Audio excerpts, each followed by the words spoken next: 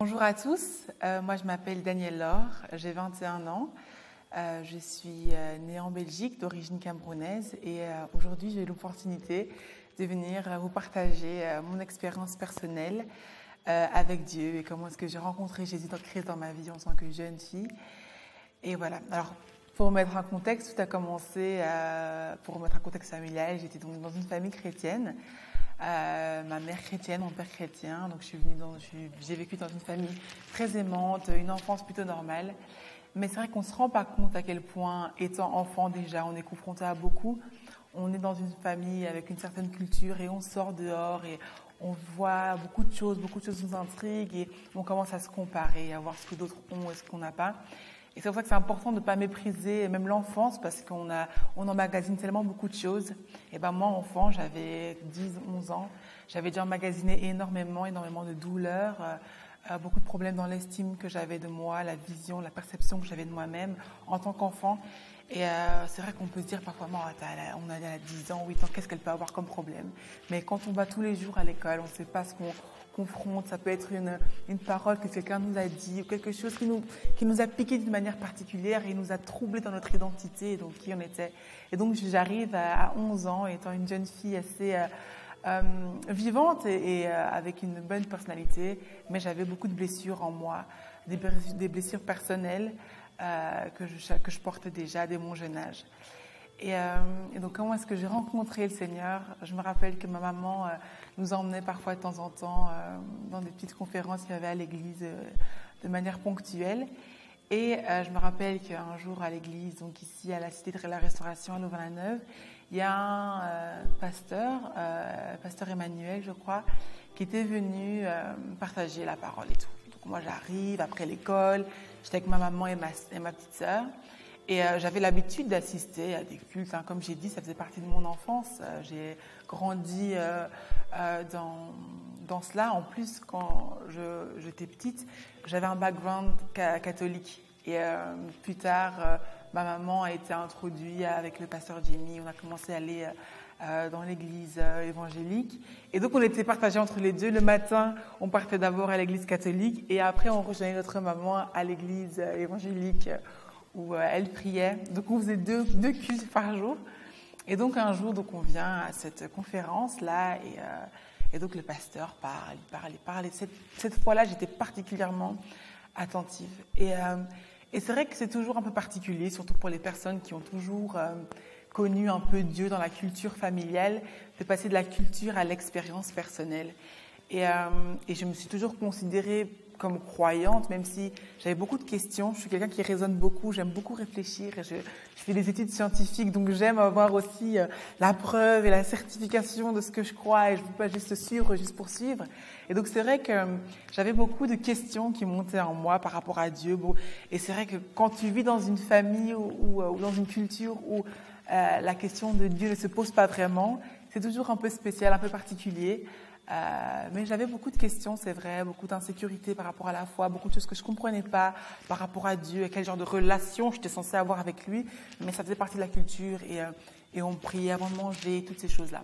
Et donc, j'arrive de manière culturelle, assise comme tout le monde dans ce culte et ce pasteur parle et je me sens, mon jeune 11 ans, je me sens personnellement touchée. Il présente Jésus comme quelqu'un, comme une personne actuelle.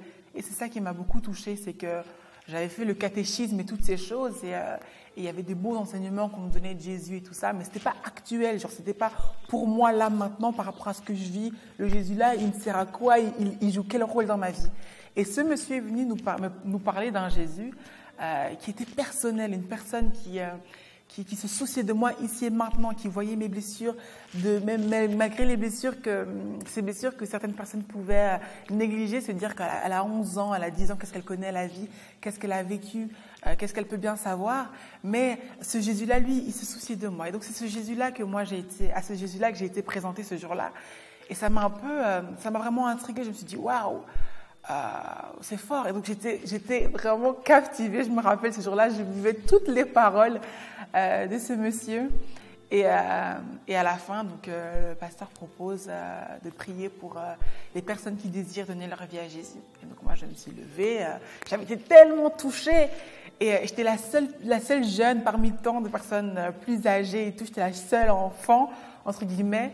Et donc, je me lève et tout parmi les grands et tout machin. J'avais tellement été touchée. Et donc, il vient par personne, personnellement, et il prie. Et j'ai prié avec lui. Et pendant que je priais avec lui, c'est là que vient le domaine, on passe de la culture à l'expérience. J'ai expérimenté quelque chose de physique. Je ne sais pas comment vraiment mettre des mots dessus, mais un amour qui m'a enveloppée. C'est la seule manière dont je peux le décrire. C'est vraiment, je me suis sentie aimée, je me suis sentie complète. Et j'avais que 11 ans, mais je rencontrais beaucoup d'insécurité dans ma peau, dans mon physique, dans ma personnalité. J'étais toujours la plus grande partout où j'allais, j'avais toujours la voix la plus grosse. J'avais beaucoup de choses qui me faisaient me sentir moins bien, moins importante, moins capable. Et ce jour-là, j'ai juste rencontré l'amour, en fait. Juste rencontré l'amour et j'ai été complètement submergée d'émotions de mon jeune âge. Ma maman était là, tout le monde était là. Et donc, j'ai eu cette rencontre-là. Mais c'est que le début, c'est qu'une rencontre. Et donc, après, la vie continue. Et donc, j'étais toujours intriguée. J'étais là, waouh, franchement, c'était particulier. J'ai été vraiment touchée de manière particulière. Mais qu'est-ce que je fais? Genre, je sais pas, j'ai jamais vraiment appris à prier de manière personnelle. Je priais de manière religieuse, comme on m'avait appris à prier. Voilà, les prières un peu mécaniques qu'on m'avait enseignées ou que j'avais l'habitude de faire. Et là, ce que j'avais vécu m'avait fait passer de la culture à l'expérience et je savais que tout allait changer. Que la manière dont j'allais communiquer avec lui, que la manière dont j'allais prier, prier c'est un mot un peu chic pour dire parler avec Dieu, je savais que la manière dont j'allais lui parler allait être différente parce que je l'avais rencontré de manière différente, je l'avais approché de manière tellement plus réelle que tout allait changer. Et donc je rentre chez moi et j'ai cette soif de comprendre, cette soif de connaître Dieu, cette soif de connaître le Dieu, mais le Dieu que j'ai expérimenté. Un Dieu qui m'aimait, un Dieu qui se souciait de moi malgré mon jeune âge, un Dieu qui était tellement proche de moi, un Dieu qui n'était pas enfermé dans une boîte et dans des cultures et dans des rites, mais un Dieu qui était vivant et qui vivait en moi. Vraiment, c'est comme ça que je peux l'expérimenter. Et donc, je rentre chez moi et je commence à ma petite journée de chrétienne. Et donc, je commence à avoir un rapport avec la Bible et la parole de Dieu. Au début, c'était vraiment compliqué. J'avais du mal parce que j'avais tellement soif d'entendre parler de lui, j'avais tellement soif de recevoir de lui.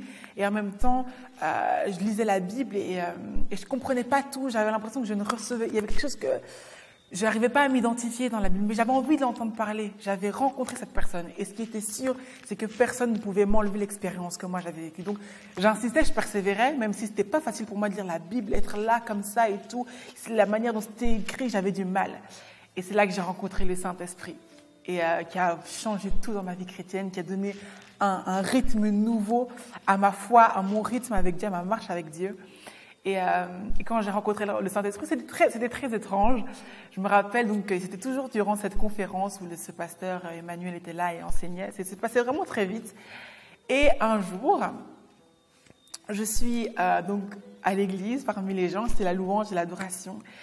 Et je suis en train de louer, je suis en train d'adorer.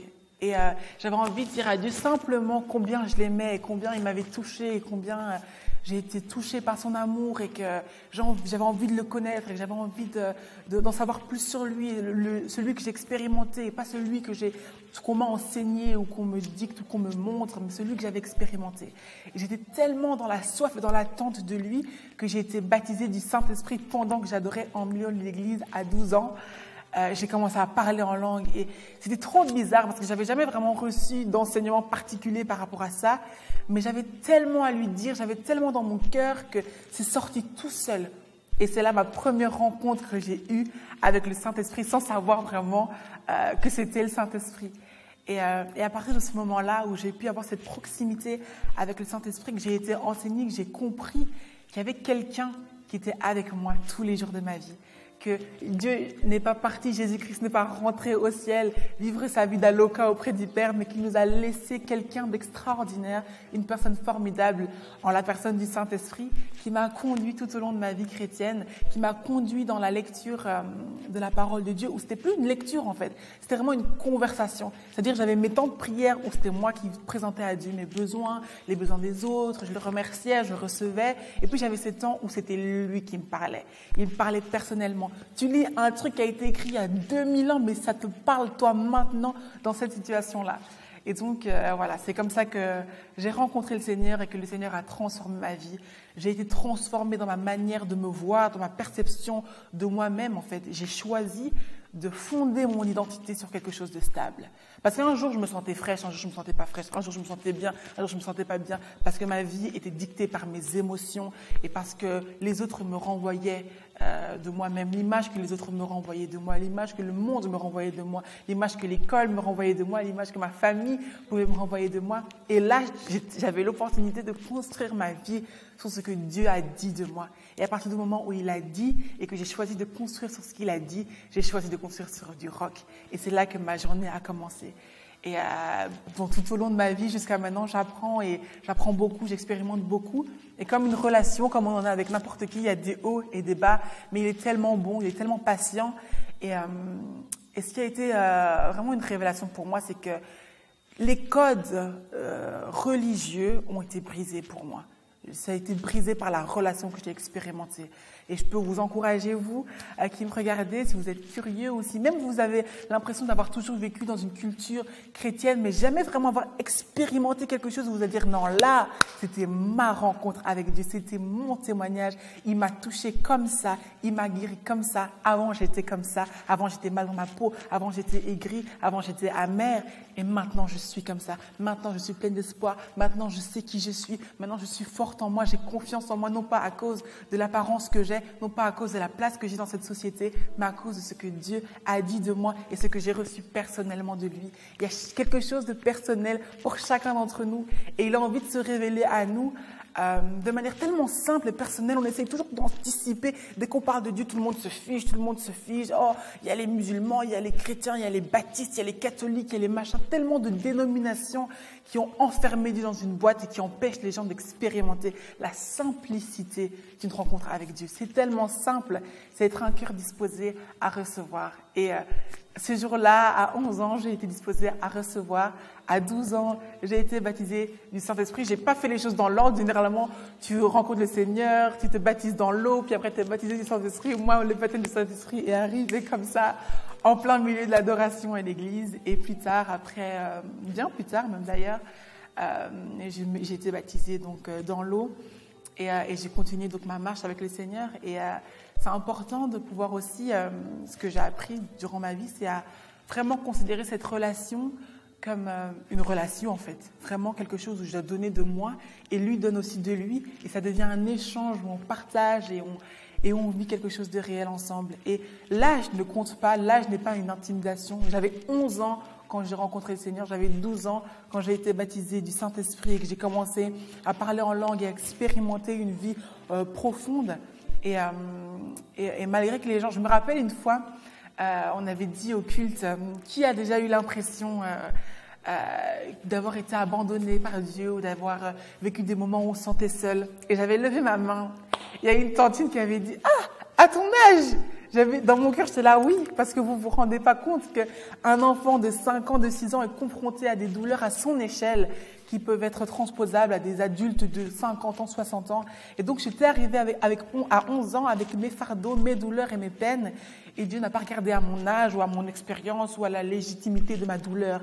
Il a vu mon cœur, il a vu quelqu'un qui l'a aimé et quelqu'un pour qui il avait envie de se manifester, dans la vie de qui il avait envie de se manifester. Et j'ai été cette chanceuse qui a pu recevoir cette grâce de le connaître et de marcher avec lui.